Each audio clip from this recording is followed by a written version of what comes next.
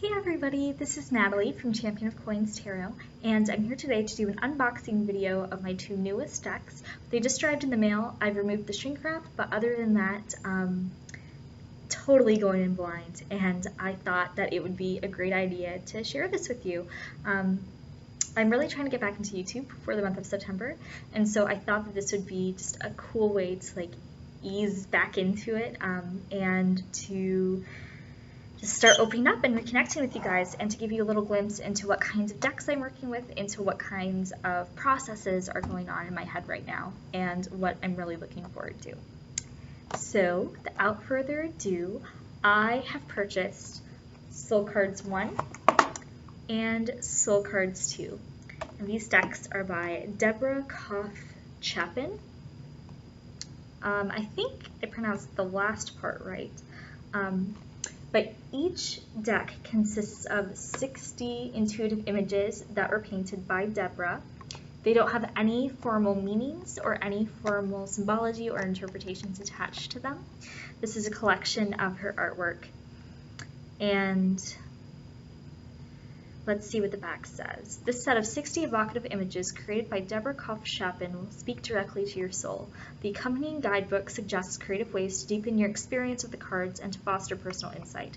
Soul Cards 1 is complete unto itself, or can be used with its companion deck Soul Cards 2 to enrich the range of imagery. You can use Soul Cards by yourself, with a partner, or in a group. So I'm really excited. So let's go ahead and get into it. I wanted to bring these decks in first off because I have been doing a lot of spirit work. This summer I have really been focusing on getting back in touch with my patron saint, Saint Martha of Bethany, and on other important spiritual and religious figures that are important to my life and that are important to my family's history. And I feel like tarot has been such a wonderful gift. I feel like it's really allowed me to be able to converse and to discern messages that I feel like I've always been getting throughout my life, but that I have not been able to properly interpret until now.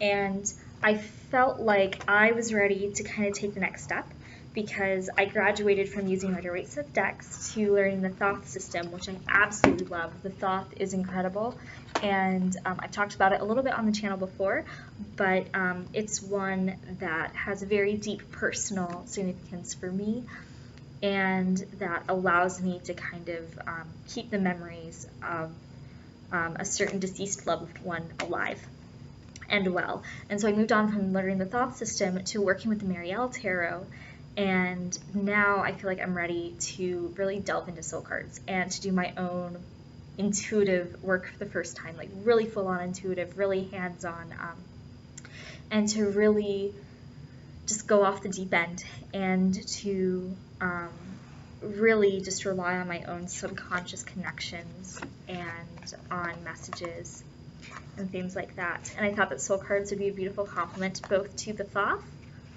to the Marielle Tarot. The most used oracle that I have at the moment is the Mother Mary Oracle by Alana Fairchild, which has been so incredibly beautiful and so incredibly nurturing.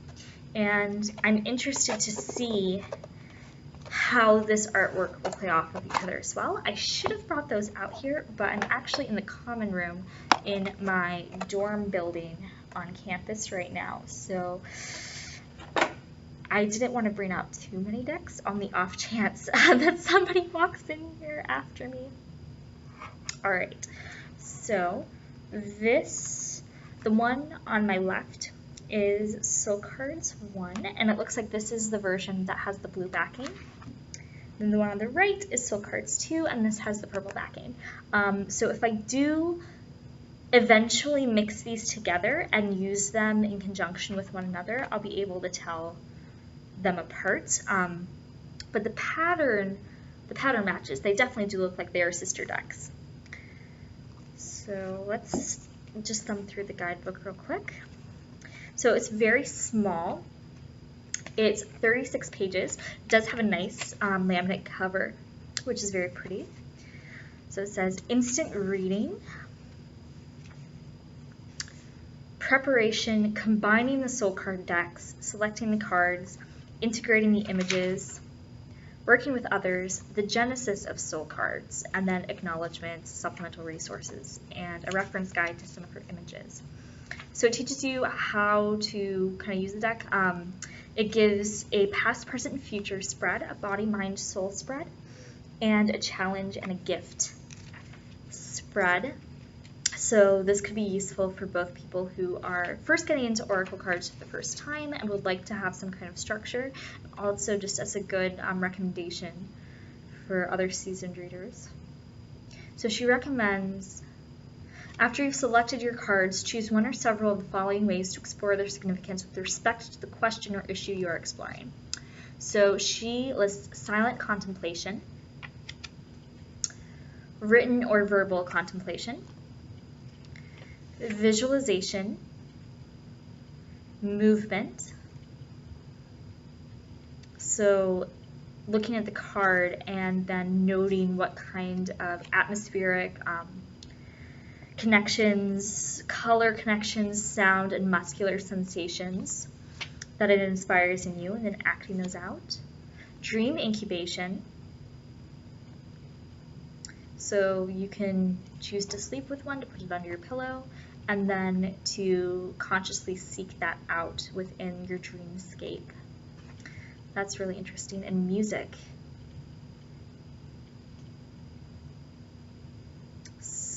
Nice. Oh, and you can either play your own music inspired by it, or you can play music that the card kind of evokes in you, or that kind of inspires you. And you can meditate while listening to that. And then it talks a little bit about how it can use the cards with other people for working through personal relationships as kind of a therapeutic session, which would be great, because I know that a lot of people nowadays are using tarot cards and oracle cards both for their own self-care and for their own self-help, which is something that I absolutely do. But there are people in counseling sessions and in therapeutic sessions who are also using those and teaching other people how to read, or using them as a conversation point for their clients. I think that would be really helpful. So you can use them for psychic reading, spirit communication. She says you can use them for children. And then prompts for a group meditation, and just basic information about her touch drawing system, about how she intuitively creates. So this is actually a pretty good little guidebook. It's really succinct, it's really compact, and I am definitely going to be trying out each of the techniques that she has in her guidebooks. I'm guessing that Soul Cards 2 is going to be much the same thing in terms of layout. Yep, instant reading, preparation. Yeah, so it's really the exact same guidebook. All right, cool. So I'm gonna put those, oh my goodness, I'm so out of practice. And also, you guys, I left my tripod at my parents' house when I was moving. I know I always forget something. So I am just gonna hold up the images. Hopefully the lighting in here is gonna be pretty good. Knock on wood. So we will just go ahead and dive in.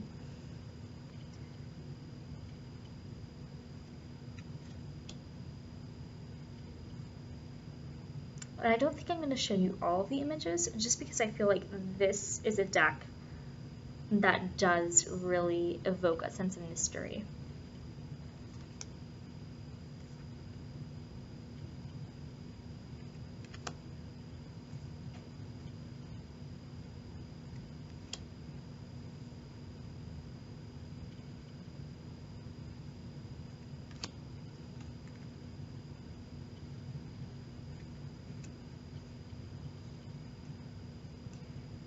She has these images available on her website, which I'm going to link to below.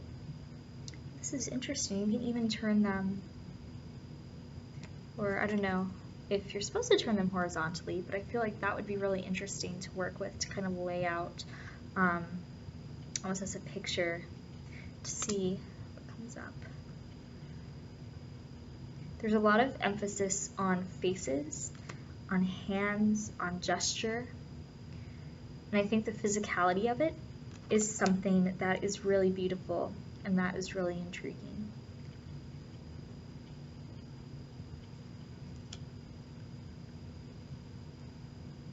I also am really kind of digging this palette. I wasn't sure how it was going to transfer in person, but the cards, they really do have a wonderful vibrancy to them. Like, look at this. In person, this white and the red on the card are very bright and very vibrant, and they really pull your eye in.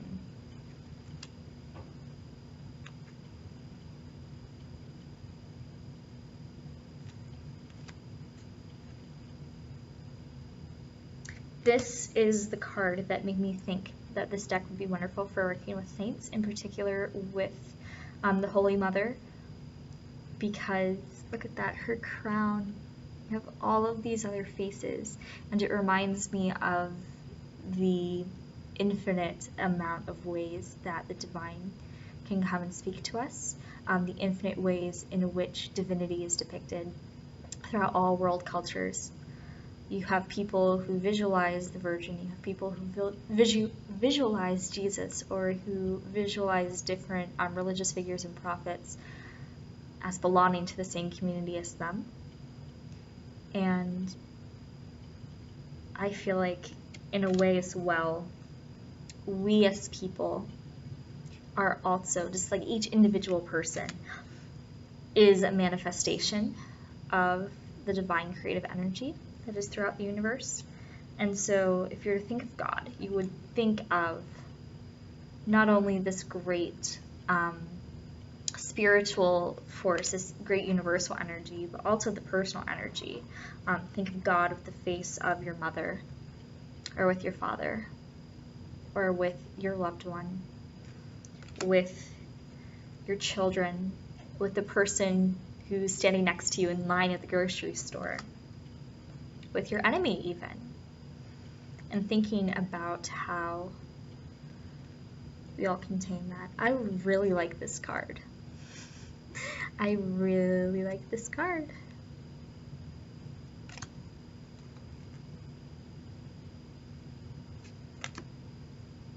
I feel like I really don't have very much to say, just because these images like absolutely speak for themselves. This really looks like the sun. Like, look at this great physicality. Like, this could be an athlete or a dancer. There's also a lot of leaf pressings that are involved in this, which I think are really beautiful. This deck just feels very shamanic. Oh my goodness. I've never seen this card before. That is absolutely, absolutely gorgeous. I love this. Oh my goodness. I love this card so much. Like, I love how a lot of these people, a lot of them are bald. Like, they look like they are infants, or they just, like, they really don't have a lot of distinctive features or distinctive characteristics. It's just like really focusing on their body and really focusing on that natural expression. And so I feel like it would be really wonderful for meditation, because you could project yourself onto there, or you could see the faces of your loved ones, or of your spirit guides, angels. This is beautiful. All right, so I'm gonna try to flip through some of the images of the other deck, because like I said, I don't want to go through all of them. I feel like that this is a really, like, not only do I not want to spoil the surprise, but also just for me personally, like, I want to be able to have time to sit down and to look through all of them myself. And I feel like if I were to do that on camera, because I don't have any editing software, we'd be here for like an hour just like watching me stare like at one of the cards or something like that. So I'm not going to do that. But for Soul Cards 2, here's the image on top. Oh, this is lovely. This is lovely. This one is not so lovely, but I like it. Like all of these, I feel like are producing a very visceral response in me, which I really like. Love the colors again on this one. And it's not showing up very well on my laptop camera, but there's an absolutely beautiful wash in the background that looks like a sunset. At the mountain range, you have the woman who it looks like she's being clothed in the wind. So I would love to focus on this card as well and to really journey with her and see what's going on with her.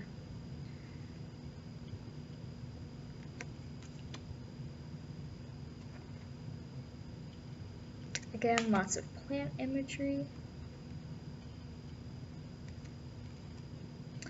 Here, I think we have first animal. Looks like a deer.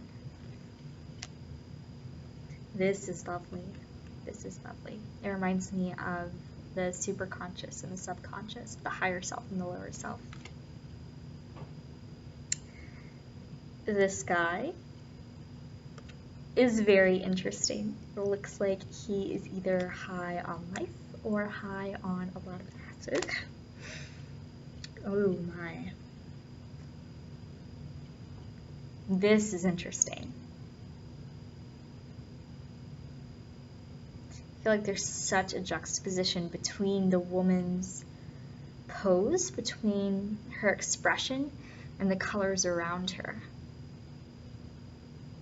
That's really interesting, and that's something that I feel like would be really useful in, say, for instance, a therapy session. I feel like this is a really good depiction of anxiety, of feeling triggered or having an anxiety attack when around you, seemingly to everybody else looking on, there is no direct cause.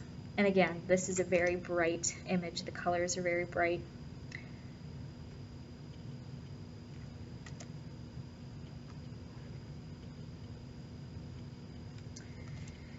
Yeah, there's much more animal imagery in this one. And I think there's also a lot more detail to certain people's faces. So here, for instance, you have a man who has facial hair, who has a very distinctive hairstyle. Whereas in Soul Cards 1, there is a lot more ambiguous forms. There's a sense, not really of uniformity necessarily, because again, they are very expressive and they are very unique figures. But there's definitely more of a sense of, oh, what's the word? It just seems like a more homogeneous range of artwork, I suppose. This deck is also very blue, whereas I feel like the other one was very brown. It was a lot more earthy. This one feels very celestial.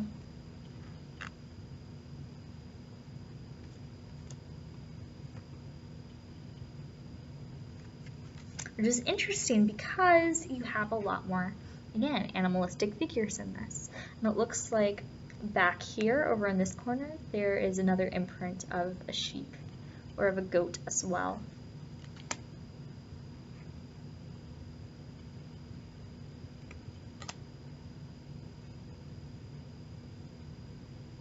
So yeah, this is one that I'm going to definitely spend a lot of time with this month, and it's one that I intend on really doing a meaty review on. I would like to review all of my decks eventually, but I want to be able to have built a really firm relationship, especially with this one in particular, before I talk a little bit more about it. That was kind of my problem with the Hardy Tarot, because that was the last video that I uploaded and I was really excited and I was like, oh, I can't wait to talk about this and that and all these things that I'm doing with it. And then I realized that it was like the rabbit hole never ended. There was just this infinite amount of things that I wanted to explore, and that I really wanted to have a firm foundation on before I get back to that.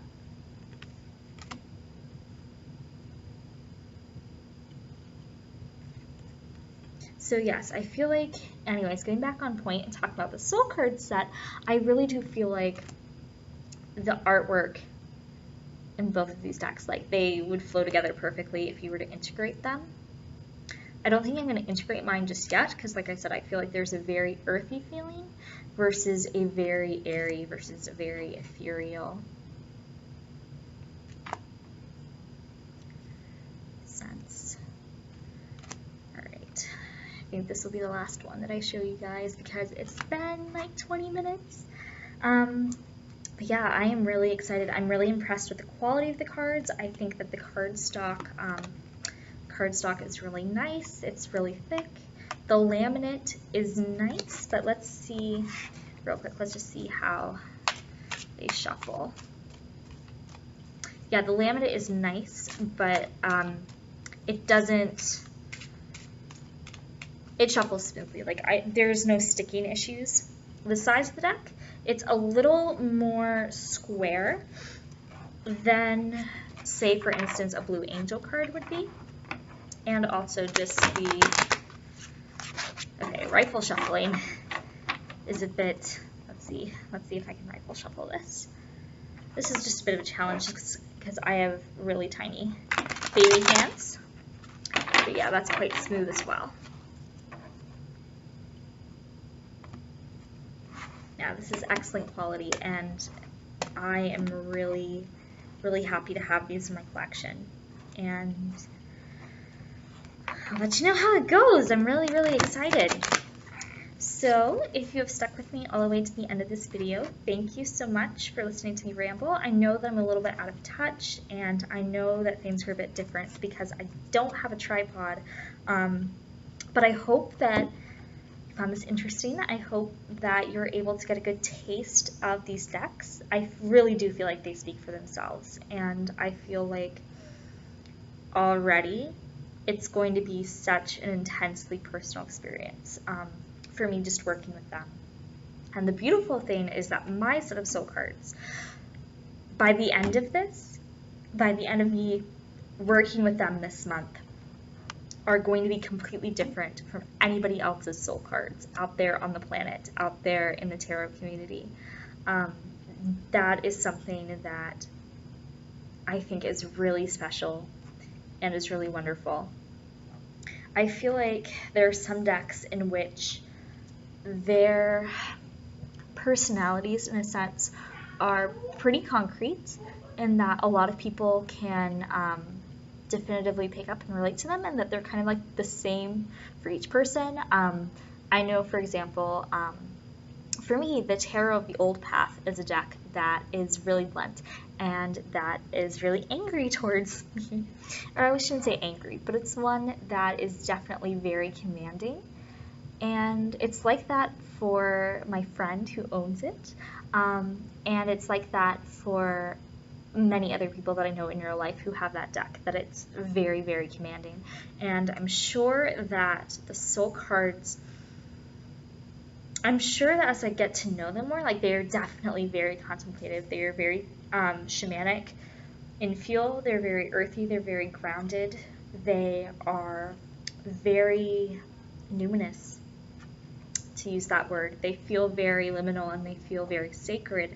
And I'm sure that's true across the board, but I feel like the fact that you can add on your own interpretations and that you are encouraged by the creator to use them for therapy, to use them for shadow work and for going on your own way is something that is very unique and that I haven't seen before in other cards. So if you have this deck or these decks, please let me know what you think of them and any advice that you have for working on them. I'd be very interested to know. And yes, so I hope you all are having a wonderful day. I've missed you very much, and I'm sending you all of my love. Bye!